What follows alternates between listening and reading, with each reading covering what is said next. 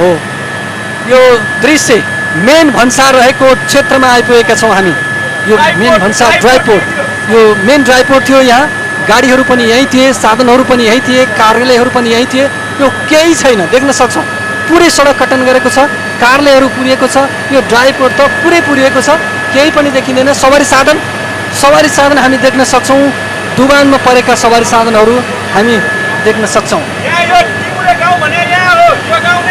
अहिले यो टिमुरे गाउँ आइपुगेका छौँ। दर्शकवृन्द, हामी तपाईँलाई यो टिमुरे गाउँको अवस्था देखाइरहेका छौँ। यो हामीले दृश्यमा तल देखाएको टिमुरे गाउँ हो। यो बस्ती नै अहिले छैन, यो बस्ती नै सखाप छ। देख्न सक्नुहुन्छ यो टिमुरे भन्ने रसुवाको टिमुर स्थित टिमुरे गाउँ। यो क्षेत्रमा होटेलहरू थिए, हेलिप्याडहरू थिए। यहाँ होटेलहरू, हेलिप्याडहरू, भवनहरू थिए। यो केही छैन। यो टिमुरेको यो ल यो चाहिँ चिनको भन्सार कार्यालय। चिनको भन्सार पनि पुरिएको छ, केही छैन। दर्शकवृन्द, हामी तपाईँलाई देखाउँदैछौँ यहाँ केही छैन। यो चिनको भन्सार कार्यालय रहेको क्षेत्र हो।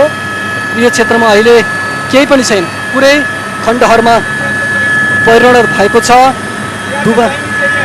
यो चाहिँ चिनिया एरिया हो दर्शकवृन्द। यहाँबाट अगाडिपट्टि देखिएको क्षेत्र चिनिया एरिया हो। त्यतातर्फ जान नपाइने भएका कारणले गर्दा हामी पुनः त्यसतर्फ फर्किएका छौँ।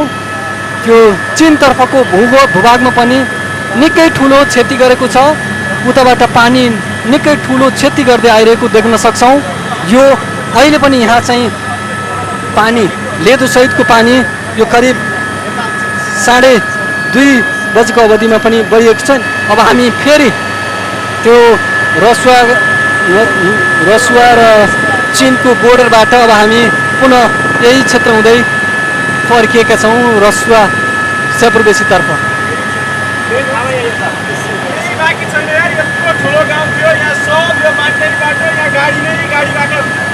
यो निकै ठुलो